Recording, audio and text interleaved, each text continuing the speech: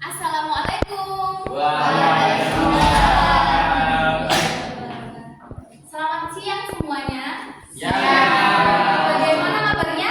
Baik. Sudah makan semua? Belum. Jadi berarti tahun pertama kita ya, dari kemarin sudah libur semester, diharap kalian sudah fresh lagi untuk menerima materi baru. Tadi sebelumnya yang menjelaskan guru seni budayanya adalah Pak Budi, yaitu guru tari. Maka di kelas 11 ini gurunya adalah Bu Safa, yakni guru seni rupa. Dan sekarang Bu Safa akan menerangkan tentang materi batik. Jadi kalian diharap untuk meningkatkan kreativitasnya, untuk memperkaya batik-batik motif-motif baru. Sebelumnya Ibu akan absensi dulu untuk kehadiran kalian. Yulia Nurul Fatih, Tri Utami Hadir. Vira Asmita Hadir, Bu. Novia Eka hadir, Eli Yoga, Hadir. Raka Valdiansyah, Bilkis Aris hadir, Aziza. Karena semuanya sudah hadir, maka Ibu akan melanjutkan ke materi sebelumnya. Sebelumnya ini kalian sudah pernah menggambar atau pernah melukis? Coba ajun tangan yang sudah menggambar atau melukis. Oke, pernah menggambar apa? Ini tadi namanya Tri Utami, Tri Utami. Oke. Menggambar apa? Gambar gunung. Yang satunya sebelahnya. Novia menggambar pantai. Oke, dari menggambar gunung dan menggambar pantai itu ada inspirasi sumbernya dari pemandangan. Nah, itu beda dengan kalian melihat hewan ataupun tumbuhan. Jadi setiap gambar adalah beda di inspirasi setiap penggambarnya. Jika penggambarnya itu sedang berada di pantai, maka sumber inspirasinya yaitu gunung ataupun lautan. Gitu ya. Jadi Bu Safa mau menjelaskan motif batik sumber inspirasinya dari beberapa gambar apa saja, karena di sini adalah pengembangan desain motif batik Saunggaling. Ini adalah batik yang mana motifnya terinspirasi dari beberapa kebudayaan di suatu daerah itu. Jadi merujuk ke ragam hias. Ragam hias itu apa? Ada yang bisa menjawab? Ragam hias? Ragam hias adalah suatu ciri-ciri. Oh ya, tadi Iya, menurut saya ragam hias adalah suatu modifikasi dari objek. oke. Ada yang mau menambahkan? Mungkin bisa Ibu jelaskan lebih lanjut. Jadi ragam hias adalah suatu modifikasi motif di daerahnya yang berciri khas di daerahnya, yang menjadikan ciri khas suatu daerah tersebut. Misal dari Surabaya, motifnya Surabaya, ada sejarahnya. Jadi tidak hanya motif-motif abstrak, tapi ada motif yang berfilosofi, bermakna dari daerah tersebut, mencirikan daerah tersebut. Nah, kita ini lahir di Surabaya, mungkin ada beberapa anak yang memang domisilinya beda tetapi tinggalnya di Surabaya. Jadi inspirasi kita ada di kota Surabaya, yang mana Ibu akan meningkatkan kalian untuk memperkaya motif-motif dari Surabaya. Contohnya, misal ada batik Surabaya yang tergambar itu adalah Suro dan Boyo, identik dengan Suro dan Boyo, tapi itu sudah terlalu kontemporer, sudah ada sejak lama. Nah, Ibu ingin kalian meningkatkan motif-motif baru yang terinspirasi dari beberapa monumen-monumen di Surabaya. Nah, Ibu ingin mendetailkan, yaitu menunjukkan di motif Saunggaling. Di sini ada yang tahu sejarah Saunggaling sebelumnya? Belum tahu ya? Oke, Saunggaling itu adalah salah satu tokoh yang bersejarah di Surabaya, yang mana ayahnya adalah bupati dari kerajaan di Surabaya tersebut. Nah, karena Saunggaling tersebut adalah anak laki-laki, maka dia diburu oleh penjajah dari Belanda, yang mana dia disembunyikan dan dididik oleh ibunya di suatu kampung yang jauh dari kota ataupun kerajaan itu. Maka dari itu, satu contoh batik yang dia sudah tercampur dengan budaya modern. Ada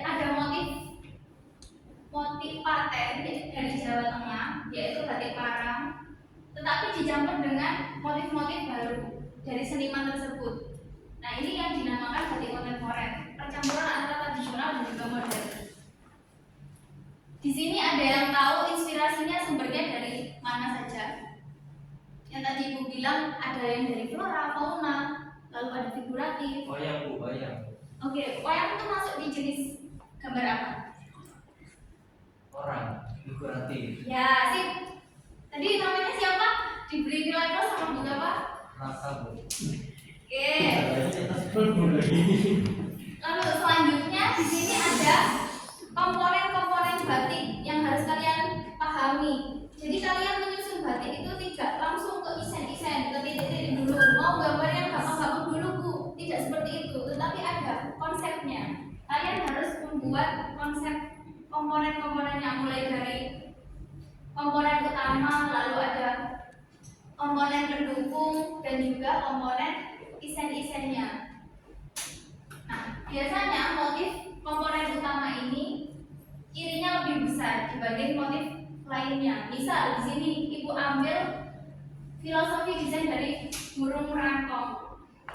Dari burung rangkong ini sudah terlihat judulnya burung rangkong. Jadi motif utamanya yaitu burungnya sendiri. Lalu dimodifikasi menjadi ragam hias. Gambar bentuk-bentuk yang menyerupai flora atau fauna. Lalu selanjutnya di sini ada motif pendukungnya atau komponen pendukung yang bercirikan dia lebih kecil bentuknya tetapi ada di sela-sela motif utama. Nah, di sini mengambil dari hutannya Kalimantan karena batiknya ini dari daerah Kalimantan. Nah, bisa kalian lihat contohnya di situ. Daun-daunnya itu menjadi motif pendukungnya.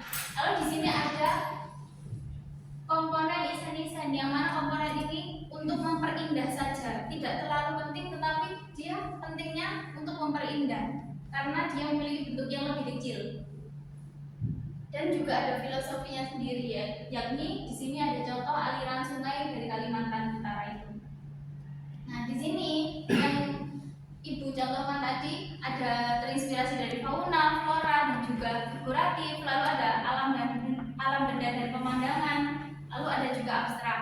Jadi batik itu bisa terinspirasi dari tumbuhan, yaitu flora atau vegetal. Lalu ada fauna dari binatang, figuratif dari tokoh-tokoh, dan juga ada benda alam atau pemandangan dari dunia, mungkin awan, langit, bintang. Lalu ada abstrak, yaitu bentuk-bentuk geometris yang bentuknya itu tidak terbentuk tetapi hanya menyerupai garis, titik, bidang, gitu.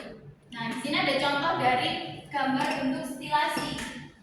Jika kalian ingin terinspirasi dari gambar luar, maka jangan digambar seperti seni lukis yang mana dia udah paten realis seperti bentuk aslinya, tetapi di sini ada motif yang untuk memperindah atau membedakan dia menjadi motif yang baru. Nah, di sini maksudnya istilahnya yaitu stilasi. Stilasi adalah perubahan bentuk yang dimodifikasi dengan tidak meninggalkan bentuk aslinya. Di sini ada contoh gambar luar. Lalu ada deformasi. Nah, di sini ada bedanya dengan stilasi. Bedanya kalau deformasi ini dia memodifikasi bentuk tetapi tidak merubah gambar aslinya. Jadi hanya menambahkan beberapa isen-isen saja. Tidak seperti yang tadi stilasi kan beda. Dia lebih beda. Mungkin sudut pandangnya beda. Kalau di sini gambarnya utuh, tidak utuh terlihatnya di situ utuh. Nah, seperti itu. Lalu ada distorsi. Bisa juga kalian terinspirasi dari motif-motif mandala, yang mana dia lebih mengutamakan bentuk-bentuk titik garis bidang. Itu. Sini ada contoh stilasi bunga teratai juga. Mungkin terinspirasi dari tumbuhan-tumbuhan yang ada di Surabaya. Di sini juga ada stilasi dari hewan. Nah, ini. Oke, jadi karena pemahaman kita banyak sekali materi yang belum dipahami, kita latihan untuk kuis ya. Coba siapkan HP kalian. Sebelumnya Ada pertanyaan sebelum masuk ke Ini kuis? pertanyaan, kalau bisa mungkin berarti pakai motif makanan apa boleh? Iya, boleh. Ada lagi pertanyaan? Mungkin ada yang bisa menjawab pertanyaan dari Mas Raka? Mungkin ada pendapat lain? Oke, menurut Ibu bisa dikarenakan motif makanan itu makanan dari hewan. Misal makanannya itu kandungannya ada ikan, jadi dia kan masuknya ke motif fauna. Ya, jadi bisa juga dia makanannya itu kandungannya sayur, jadi dia masuk ke flora. Oke, persiapan kuis ya. Ada pertanyaan lagi? Sebelum masuk ke kuis, di sini Ibu ingin menilai pemahaman kalian terkait materi yang Ibu jelaskan.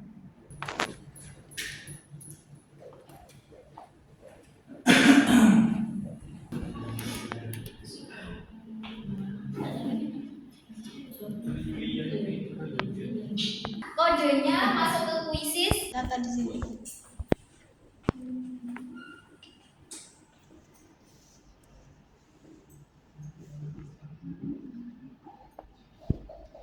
Ini ya. Kalau ada yang trouble, kesusahan maju ya.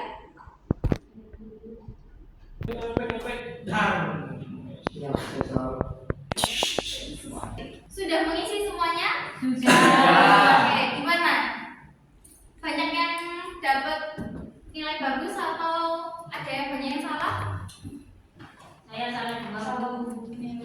Oke, berarti Ibu sudah cek. Yang tertinggi adalah Mbak Novia Eka. Oke, beri aplaus untuk menghargai dia. Oke.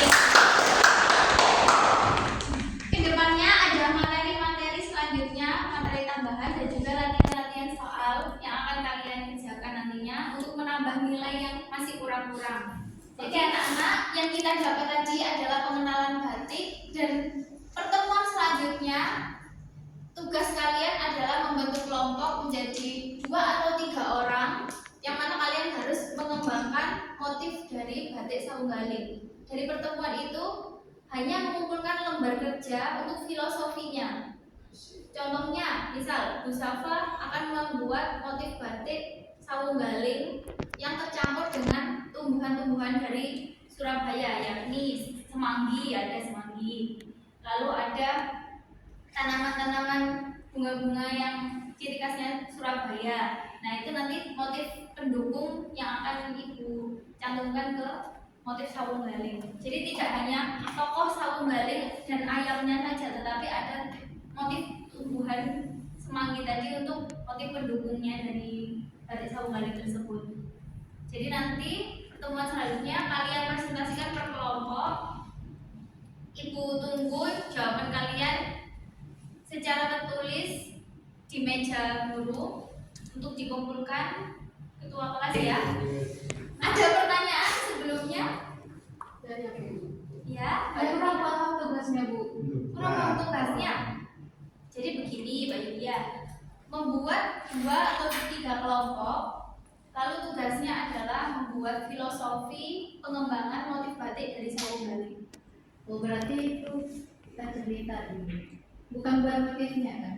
Membuat motif pendukungnya dulu, karena motif utamanya sudah ada, yaitu motif utamanya Saunggaling, tokoh utamanya itu, dan juga ayamnya. Lalu motif ditambahi oleh kreativitas kalian, motif pendukung sama motif isen-isen saja.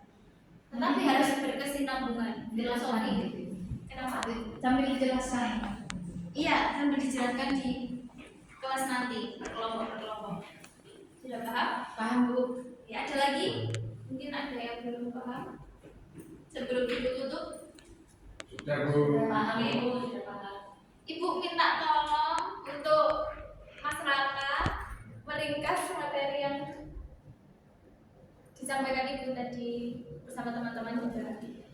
Oke, terima kasih Bu.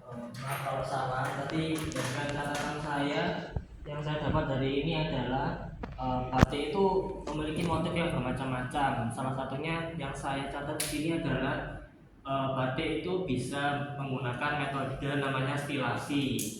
Terus penggabungan objek fauna dan fauna juga bisa dilakukan. Jadi nggak harus paten seperti kayak batik pada umumnya. Jadi metode stilasi bisa digunakan dan juga tadi ada poinnya itu isen-isen ya Bu ya. Iya. Jadi batik itu gabungan dari stilasi dan juga isen-isen menurut saya Bu. Oke, sudah cukup runtut dan cukup lengkap. Oke, tepuk tangan untuk kita semua. Jadi penjelasan dari teman kalian sudah lengkap. Ibu harap semuanya juga sudah paham. Kita bertemu di pertemuan selanjutnya. Ibu akhiri, semoga pertemuan kita ini bermanfaat untuk kedepannya. Sampai jumpa di pertemuan selanjutnya. Wassalamualaikum warahmatullahi wabarakatuh.